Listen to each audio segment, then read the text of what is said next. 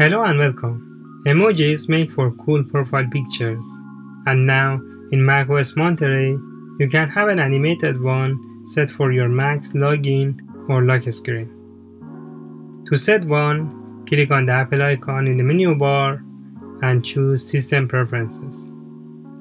On the window that opens, click on the Users and Groups icon. On the right side, under the Password tab, click on your current profile picture. On the window that pops, on the left side, select Memoji. Now, either choose one of the provided Memojis or create your own custom face Memoji by clicking on the plus button. You can customize the head and facial features of your Memoji by clicking on the options on the left side and changing the default selections.